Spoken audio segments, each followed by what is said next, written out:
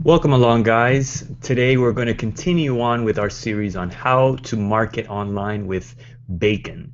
And if you didn't listen to the first part of it, of this series, why don't you go and visit the first part? It's on my YouTube channel, and or you should have received the link already. But this is going to be essential in order to understand the context and where we're taking off from. So it's really important to go through what we call the discovery phase before we go into what we are calling the strategy phase. So please look at that. Otherwise, let's just continue on with our presentation on how to market with bacon part 2.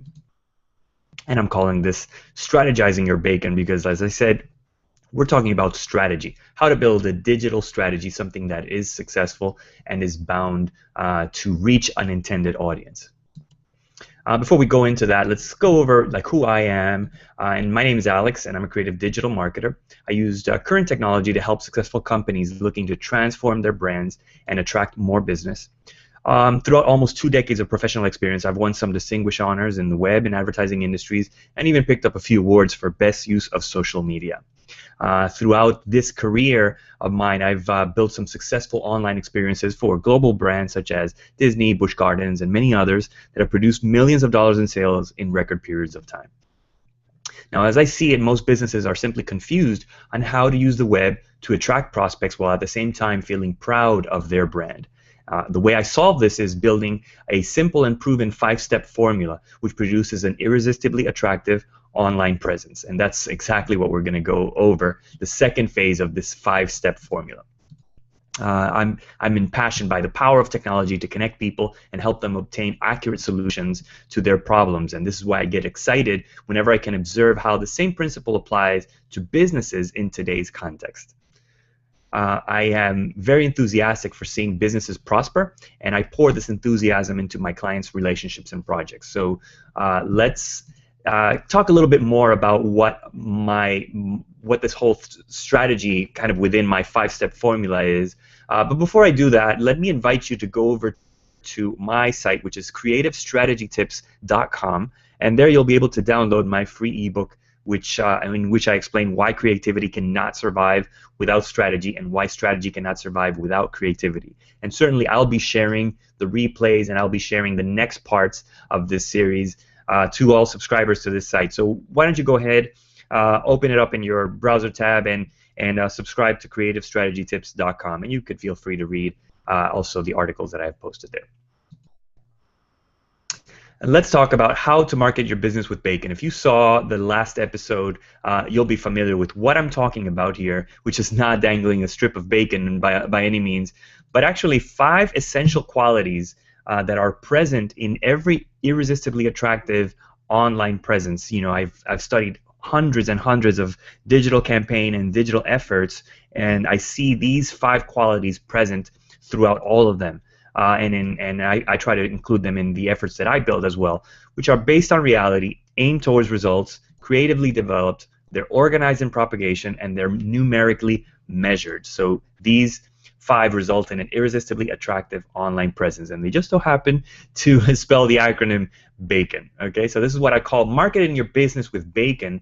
Means marketing your business with these 5 elements in mind, without leaving any one of them absent in your efforts, making sure that it is successful because it's based on proven and founded principles.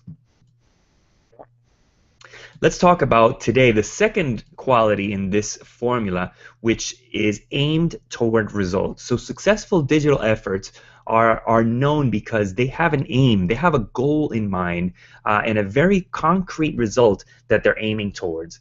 And this is what we're going to try to do with our digital effort. We're going to aim it toward a result. And the way we're going to do this is by strategizing, by creating a strategy which is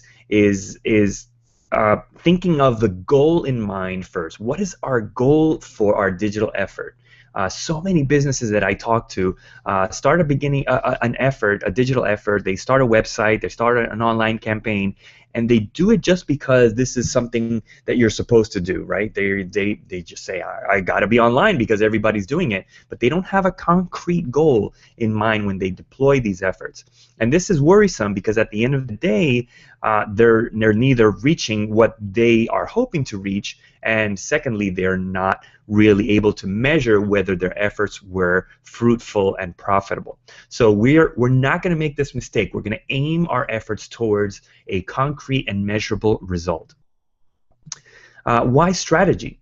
So strategy is a word that is thrown around a lot, but today we're going to learn about what is a digital strategy, what is it conformed of. But strategy makes poor promotion good, it makes good promotion great, and it makes great promotion awesome, right? You can see digital efforts that are mediocre at best, but because they're deployed with a strong strategy behind it, they become great. They become good at least, right? If it's mediocre, it becomes good. If it's good, it becomes great. And if it's great, it becomes awesome. So by deploying the same exact message, the same exact assets that you are planning on deploying, but doing it in a strategic manner, you're just supercharging, you're just upgrading the power and the potential of your investment. Just because you're doing it in a strategic fashion. So do not ignore the power of strategy. Knowledge of strategy will ensure that your message is received with the proper intention behind it, and that your audience will respond as close as possible to the way you desire them to react. And there are literally countless ways to produce a good strategy, and part of what my clients seek me for is to do exactly this. I build bulletproof strategies that crank their revenue up to the limits. So in this presentation, I'm not going to build a strategy for your business because it would be impossible. Like I said, there are an infinite number of ways we can build and compose a strategy, but what I'm going to do here is I'm going to show you the building blocks of a solid strategy so that you can be informed and you can be empowered to build your own strategy for your own business and do it in an effective manner. Now, in order to do this, we're going to refer back to where we left off in our last episode.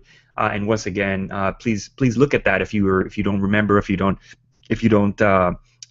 haven't seen it. But the last thing we did in our last part was that we did all this exercise in optimizing our offering, in discovering what the market looks like from a digital point of view, and we listed out 10 big lessons. So these are the 10 big things that we learned about our market, about our current situation, about our offer. What are the 10 big things that we've discovered, right? And I forgot to click ahead, but basically the top 10 revelations that stand out to us or that need to be addressed, right? And then based on these 10 big lessons, what we're going to do is we're going to chart them out. So just create a simple list of the 10 big lessons. And from each of those, what we're going to do is we're going to build 10 big actions that address each of these lessons. So actions, when I'm talking about actions, I'm not describing right now strategy. So I don't want you to go into, building a sales funnel or posting on any social network. Not any of that. But what is an action that can address the big lesson? So, for example, if one of your big lessons is that your current situation is that you have very low visitation to one of your websites, the action would be simply to drive more visitation. It's just as simple as that. How to do that? We're going to respond to that question later on in this presentation. But just in a very simple, very vague, very brief answer, respond, what would be the action that would turn this big lesson into something that would profit your business at the end of the day? Okay, so for each big lesson, add a one big action. Now let's talk about selecting a KPI. Now, what are we talking about when we're saying KPI? Well, quite simply, we're talking about a key performance indicator. This is a variable that's going to let us know how our strategy is performing at the end of the day. And we're going to select a key performance indicator because at the end of the day, our strategy is not to gain, not to be successful. That would be an adjective, right? We want to be able to latch our strategy onto one of the KPIs, and we're going to be able to select the KPI. Our strategy will be to a good solid strategy is intended, is aimed toward a result to affect a KPI. Okay, it's not intended towards just lifting your brand or just having success or anything like that. Lifting your revenue is even very vague in terms of a KPI. We want to be able to establish what our desired KPI is and aim our strategy towards affecting that KPI. Okay. Now, I should have alerted you that once again, there are memes here to make the seem a little funnier or whatever, more entertaining. But we want to have the parameters on selecting a KPI. And what are the parameters? Well, as the little image will suggest, it's an acronym that goes SMART, right? SMART. And the acronym SMART means that our KPIs need to be specific. So our KPIs, like I said, cannot be a vague adjective or anything like that. It has to be well defined. It has to be very specific. Which variable is our strategy affecting? So very specific. The second characteristic will be measurable. So at the end of the day, or at the end of our strategy phase, when we deploy our strategy, we need to be able to come back and determine whether this KPI was affected or not. If it's a vague adjective, there's really no way we're going to be able to measure it. You know, it's just a strategy that says, oh, I want to have more success in business. How do you even measure that? There's no way to do that. We need to have a measurable variable. Okay? And then achievable. We cannot exaggerate our KPI. So it has to be something within reality, and hopefully in our last phase, you determine what that reality is. So it has to be achievable. It has to be result-oriented. So we need to make sure that the KPI, the way we affect it, is going to be an outcome of the specific actions that we take. It cannot be something that is haphazard or random or a product of chance. It has to be something that is a product of the result of the efforts that we put behind in our strategy. So result oriented. And finally, to complete our acronym SMART, it has to be time bound. So it really doesn't make sense if we say, well, my KPI is to elevate my visitation to 1,000 visitors per week, because sorry, I anticipated myself. We can't say 1,000 visitors to my site. We have to define per week, right? We have to define what is the time period that we're considering that this KPI needs to live within, because 1,000 visitors could be in 10 years, right? And that doesn't seem very successful, right? We want to make sure that our KPI is time bound. So let's look at now some examples of KPIs that you may be able to choose to aim in your strategy, right? To aim towards in your strategy. So one of them is sales per period. We establish a time period, and then we determine a number of sales that occur within that time period. The revenue per period, so beyond just the number of sales, how much revenue is being brought in per a certain period. Profit per period, so if we want to deduct the amount of costs and just consider the amount of profit for that period, then that is certainly a smart KPI. Average customer value, so what is your average, and that also has to be defined per a time period, but what is the average value of one customer in a certain time period? Then we have visitors per period. A certain time, what is the average number of visitors or the total number of visitors per that period? Average subscriber duration. If your offer includes some kind of subscription, what is the average duration that subscribers are staying on with you? The value of one subscriber. So similar to average customer value, what is the value of one subscriber to you? Your customer retention rate, so what is the rate of retention that you have per customer? ROI on marketing costs, which is return on investment on marketing costs, right? Your refund return rates, the percentage of consumers that ask for a refund or return.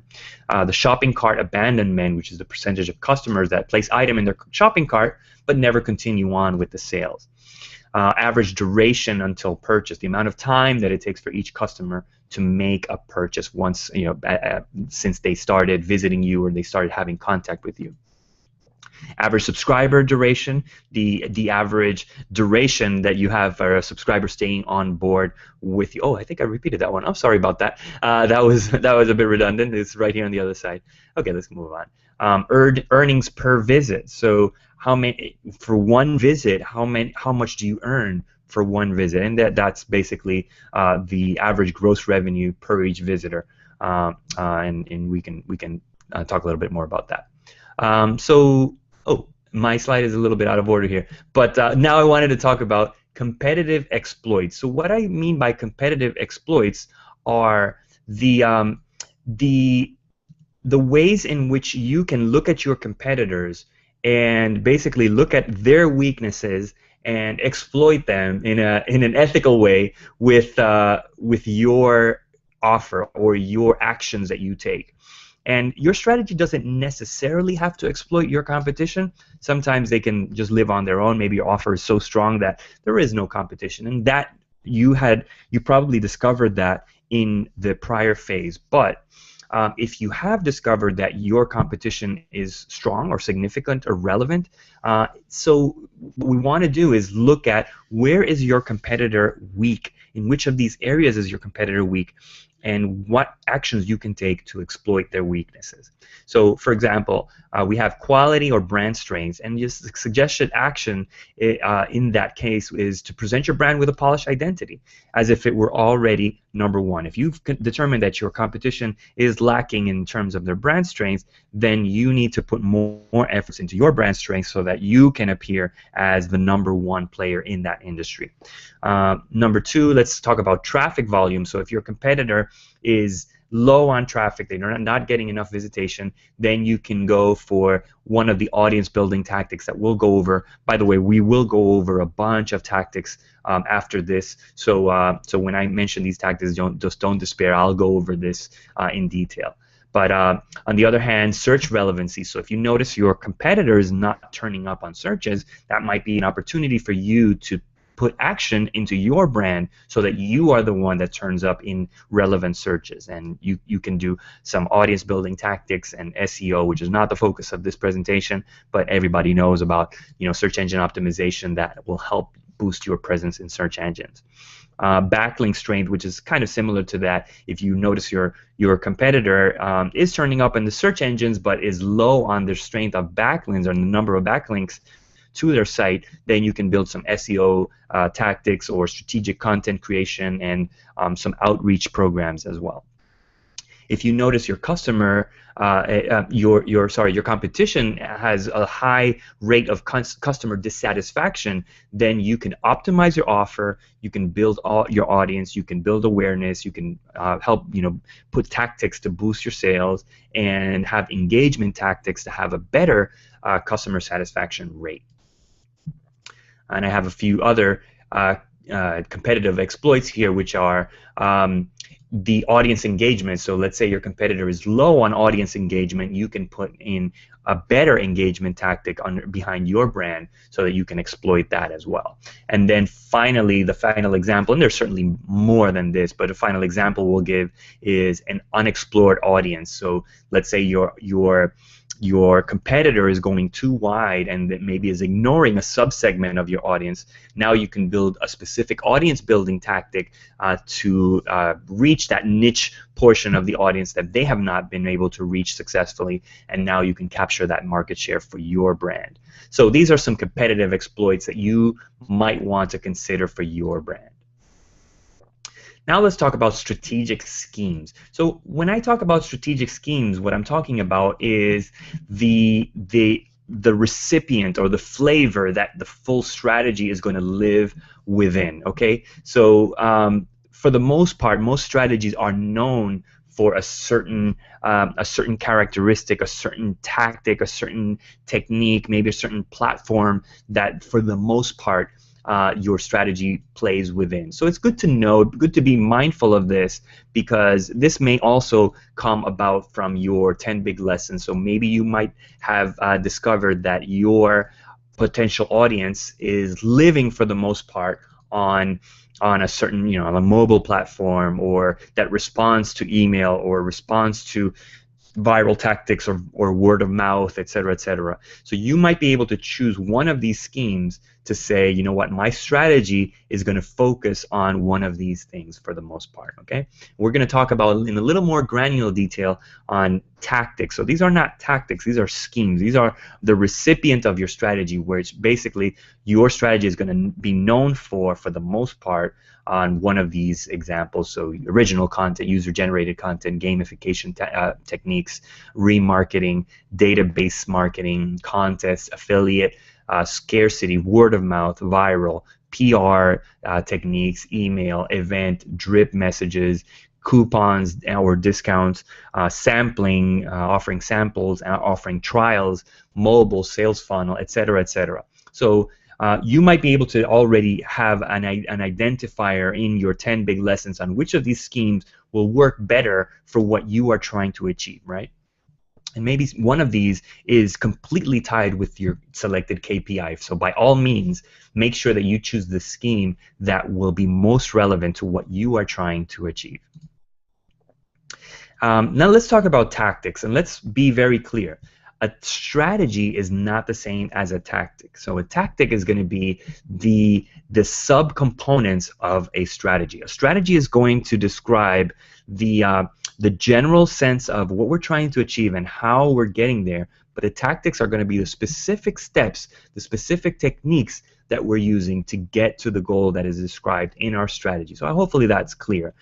There's a lot of talk about strategy and tactics online in a very confusing fashion, but we need to know that right now we're going to talk about a full list of tactics. I'm going to talk about, and I'm unfortunately, because of the time, I can't delve too deeply into each of these tactics, but I do want to be very clear that these tactics by themselves do not conform a strategy. These tactics are subcomponents of a strategy, and we're going to give an example at the very end after we talk about all these tactics on how they all come together in a very objective, very reasonable, and aim toward results strategy. Okay, so let's talk about tactics, and I've subcategorize them in several ways. So I'm going to talk about each category. And the first category we're going to talk about are sales tactics. So some of the sales tactics that we're going to look at are direct sales. So this is,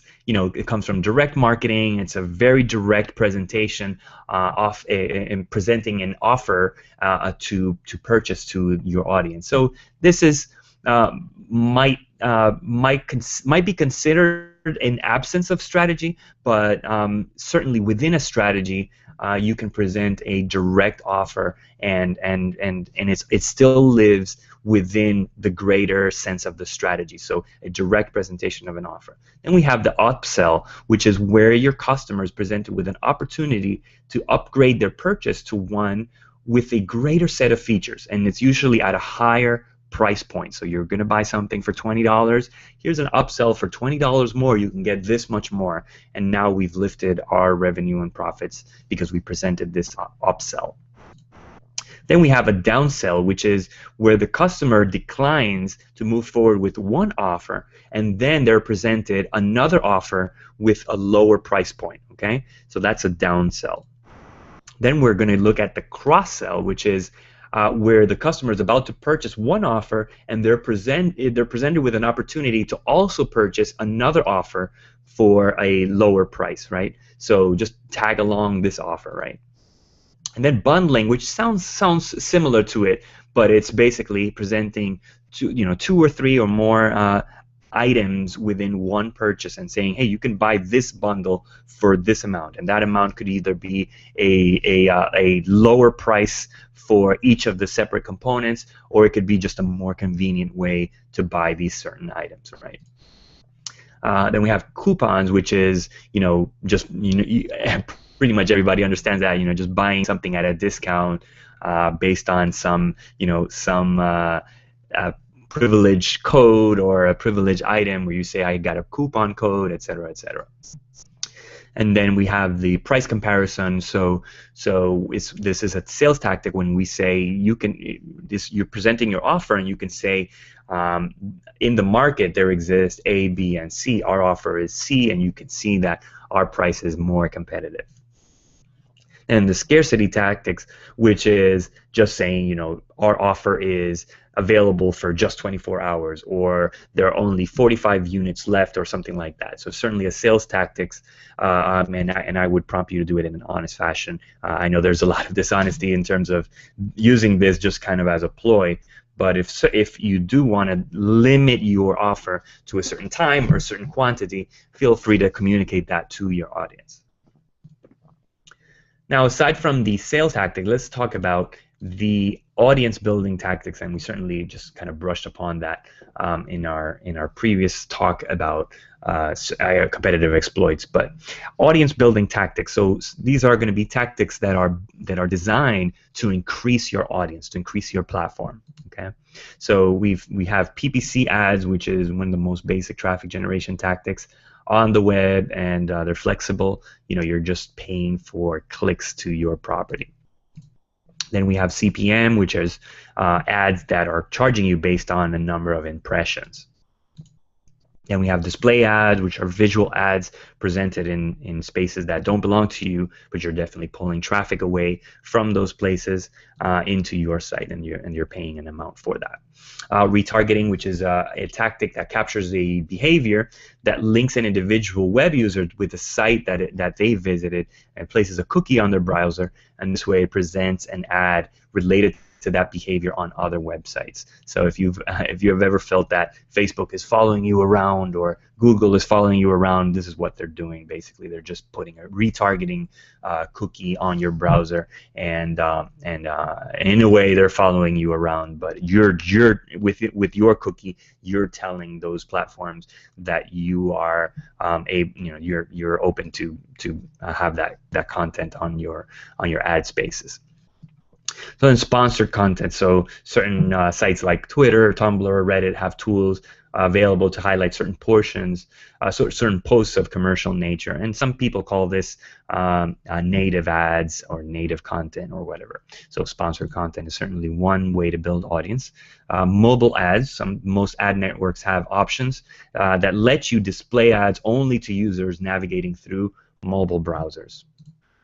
In-app ads, so in certain mobile applications or even desktop applications, you have certain areas that are destined towards serving up ads. So in-app ads, you may be able to reach an audience through their usage of applications.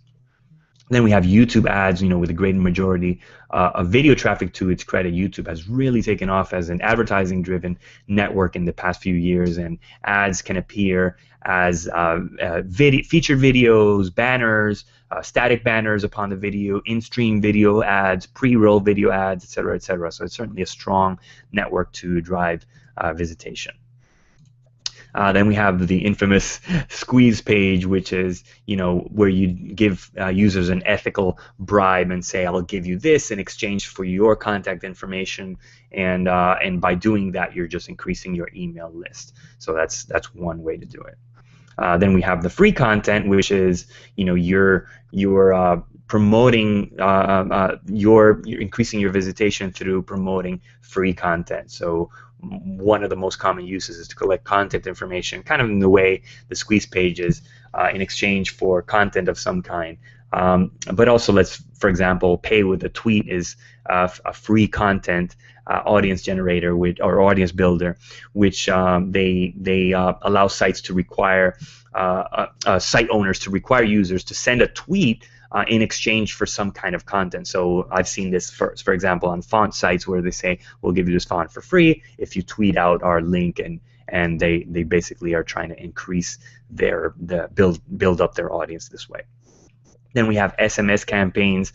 Some locations are building up their SMS list, their phone number list, by saying, "We'll give you a 10% discount," or "We'll give you, a content of the day, news of the day," and they're basically building their audience so that when they have an offer, when you're just trying to keep in mind with their brand on their customers, they just send out SMS messages.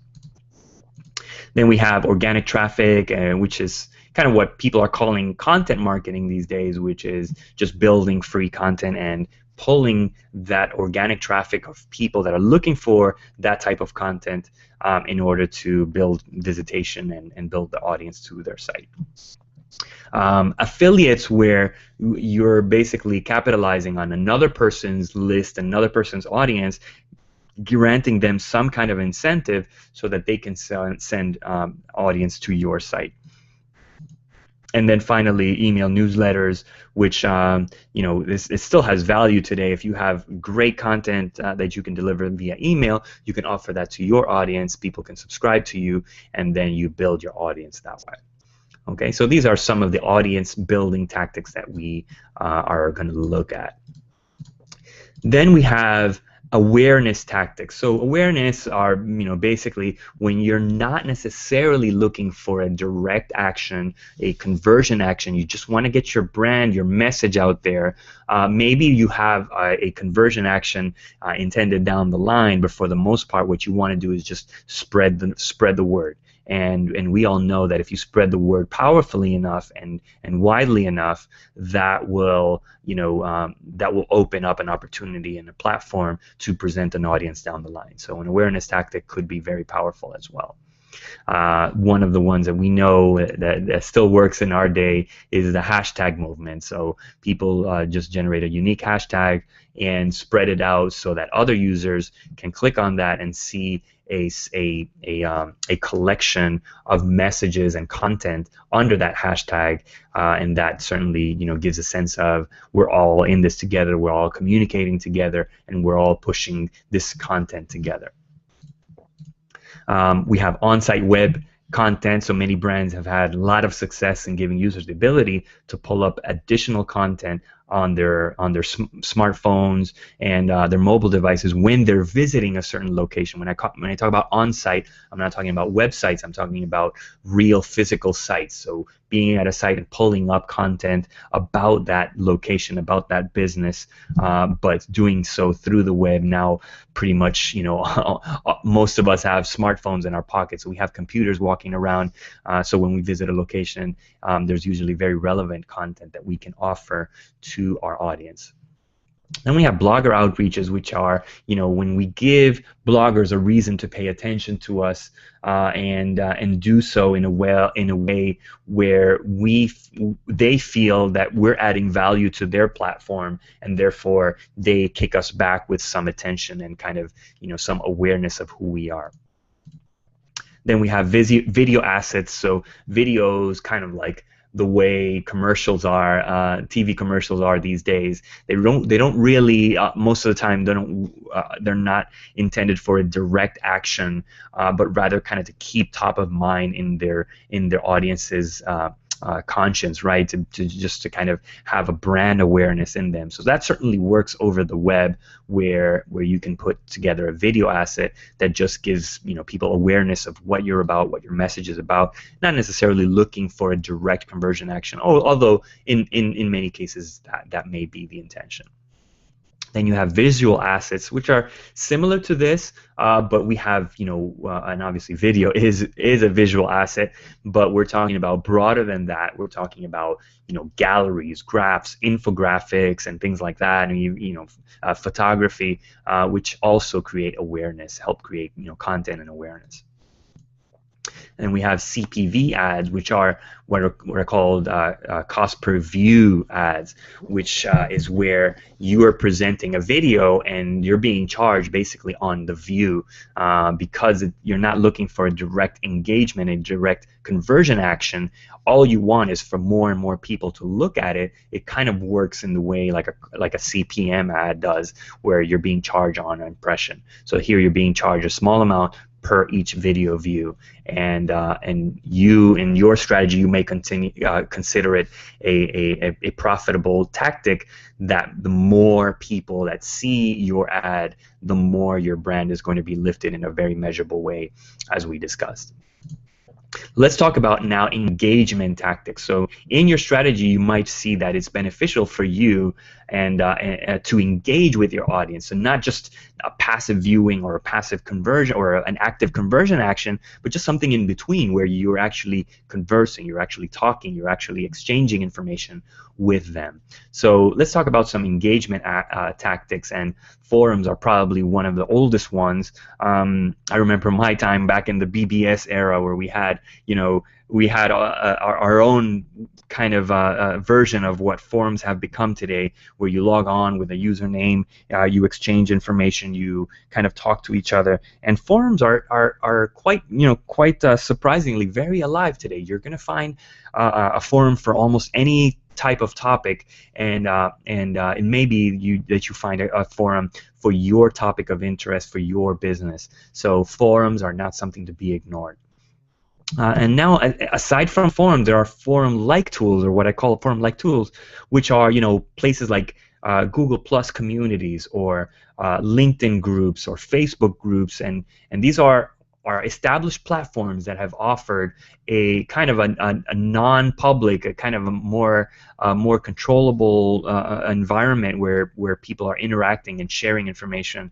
And I've certainly gotten a lot of value out of these within these large platforms. These specialized communities are great ways to engage with like-minded people and with people interested in your topic of interest of industry. Then we have Reddit, which certainly works a little bit like a forum, but it's I would call it probably the largest user-curated forum, because Reddit has something very powerful, which is where you upvote and downvote certain content and certain comments, so that what the community feels like is the best content that usually rises toward the top. And another powerful thing about Reddit is that you'll see that. If you write down your top 10 subjects of interest, you're going to find, more than likely, you're going to find a subreddit that conforms to each of these topics of interest that are interests of you as a person and as a business. So you might find value in interacting with other people, in engaging with them. Now, certainly, you don't want to go there and start selling, because that really never works. But you can definitely interact with like-minded people and people in your industry, or people interested in what you have to offer. And if you can present an offer in a very helpful way, in a very relevant way to what somebody is asking for, you can certainly use that to engage people into your offer, into your brand. Then you have blog commenting. So this is a tactic where you go to blogs that are discussing about your topic of industry, and you comment, you give your opinions. The more helpful, the better. But some of these platforms have the ability to add a link to your site, or link your name to your site, etc. So you can definitely do that as well. Facebook pages. So they used to be called, they're still called pages. They used to be called fan pages, but what we're talking about. Those branded pages, and these are certainly places where big brands and brands of all sizes have found that it's beneficial for them to interact with their fans, with people connected and interested in what they're offering. So Facebook pages is another engagement tactic.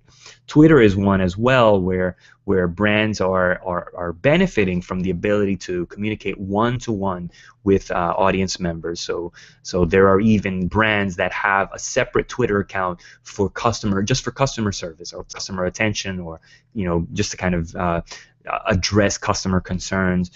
We see that with many brands, but certainly other brands are just doing the same thing, but through their unique Twitter handle, where they're definitely using it for a distribution channel to distribute their offer, but at the same time they're doing it to address and communicate with people on a one-to-one basis.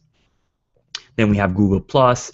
Naturally, the big G cannot stay behind, and we're using the big G to communicate this message as well. But you can see that Google Plus is rising very rapidly, and is certainly a platform that you need to consider if you want to engage with an audience. Then we have games, which is beyond the communicating and the engaging back and forth and this and that. Games are certainly a way to present your brand in a very fun, interactive way, and have your users engage and interact and share your brand along if they feel like they're getting value, the value of fun. At the end of the day, that's what games are all about. And then tools, we talked about being helpful when we talked about Reddit and communities and blog commenting. So one way to be directly helpful is to offer tools that address a user's problem or user's concern and something that they can get help immediately or kind of nudge them in the right direction. And certainly you're doing this within your branded effort. So at the end of the day, they're going to remember which brand offered that help for them, and this is you. And we'll see we see tools like calculators and quizzes and things like that being very effective still today. Live video, which is what we're doing, and you might be watching this kind of as a replay, but I'm certainly recording this live and allowing people to log on and interact and just kind of engage with me. Live video is certainly a way to do that as well. And then finally, contests. So what better way to drive engagement than to offer some kind of prize, some kind of incentive? Those are certainly very relevant today. Now let's talk about loyalty tactics. And in the last couple of years, I've seen many different creative ways to build loyalty from audiences into a brand or to a brand, but I'll just talk about three very quickly. Rewards, offering rewards for people to, once they engage with your offer a certain number of time, you grant them some kind of reward, some kind of a good feeling of having engaged with your brand, having made a purchase, or et cetera, et cetera. So rewards are still one of the most basic ways, but there are many creative platforms on how to offer a customer some rewards. Then you have subscription perks. So if you subscribe to this offer, now it could be like a VIP subscription or something like that. They tend to feel like they are committed to you, instead of just ditching you for the competitor, like they're tied to you, they're working with you. So subscription perks. And then the tiered offer system, which might be a little dense to understand how this is a loyalty tactic, but I've seen brands many times when they offer a certain, you have like, let's say, the bronze, the gold, and the platinum subscription package, right? So let's say you're just subscribed to the bronze package, and then the brand just says, you know what, for the next 7 days, we're going to upgrade you just because you're a great customer. We're going to upgrade you to the gold package, right?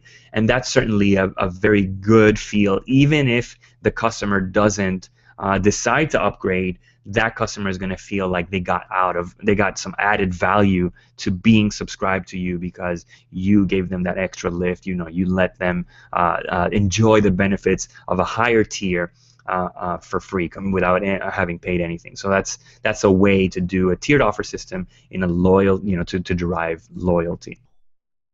And then let's go to mobile tactics, and yes, that is Kevin Bacon. I had to do the Kevin Bacon at some point or another, but Kevin Bacon using a mobile phone. But let's talk about mobile tactics. So we have check-in incentives, and in the last couple of years, we saw Foursquare, which has now moved on to Swarm, right? And we'll have to see how well they pick up on that. But we saw, Foursquare and Facebook and Google Plus giving incentives, local businesses giving incentives for checking in when they're at these locations, checking into any of these platforms. And if you check in a certain number of times, or even if you check in one time, they'll give you some kind of incentive.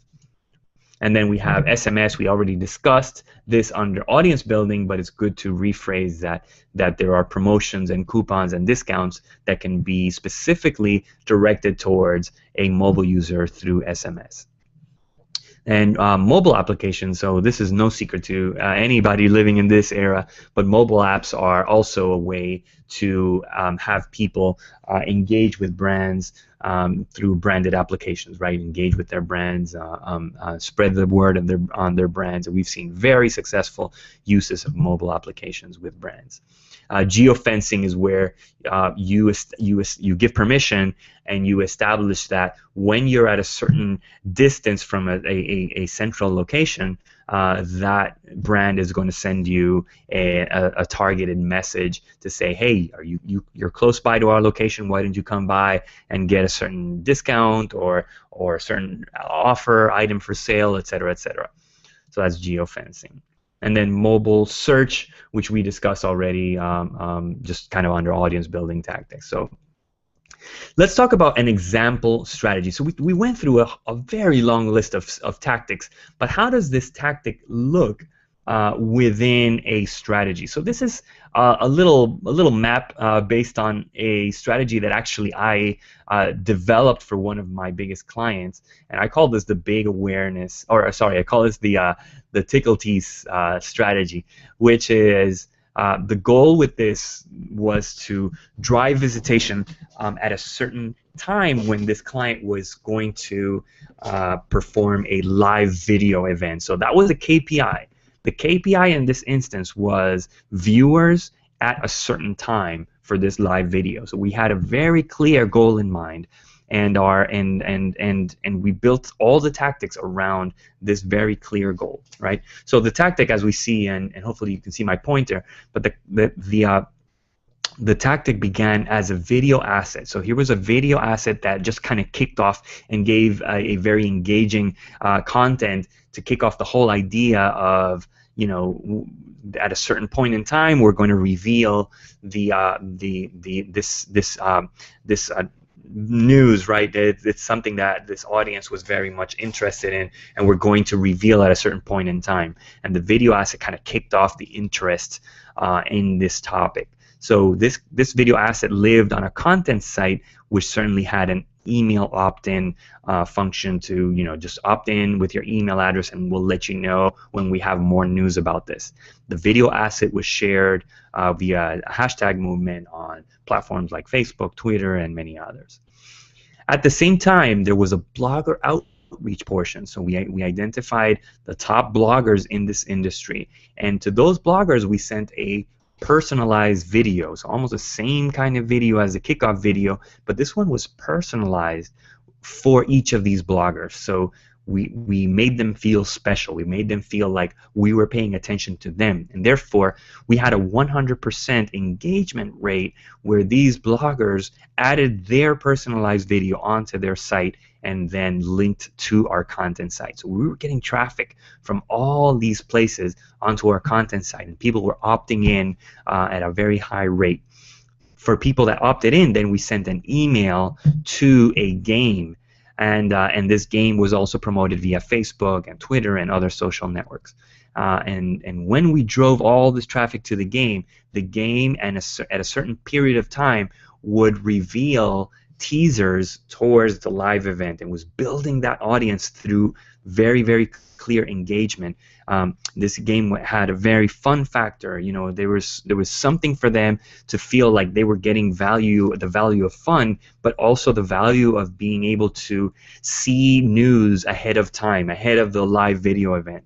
So the game, they engage with the game for a certain number of weeks, and each time a new phase of the game was revealed, it was once again promoted through the email list, through Twitter, through Facebook, through the social networks towards the game. So visitors were playing the game, and finally, the final phase of the game promoted the live video. So there was a very clear and direct traffic generation from everybody engaged in this game towards the live video, in which, you know, that live video was the final reveal of the information of a certain launch of this brand, and then the live video was then shared through Facebook, Twitter, Google+, all the social networks, plus the blogger outreach that we had engaged with before. Now they were part of this topic. They were part of this conversation. So when they were revealed the live video, they also felt compelled to, again, a 100% engagement rate.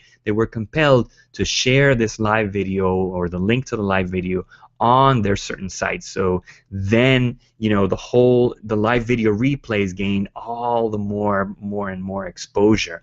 So this was certainly a very, very concerted strategy, and you can see all these tactics that we discuss, many of them, not all of them, but many of the ones we discussed in our list previously, they are present right here. So we have, visual, we have video assets, we have hashtag movements, we have games, we have live videos. All these things work toward building that audience and lifting up the viewing of this live video. So this demonstrates in a very clear fashion, if we had just gone live with a live video, imagine the audience that we had versus putting this whole strategy behind it, a very well designed strategy behind getting viewers to watch this live video, and then there were further conversion actions after that, of course, but this strategy was certainly effective and successful in lifting up this KPI, which was views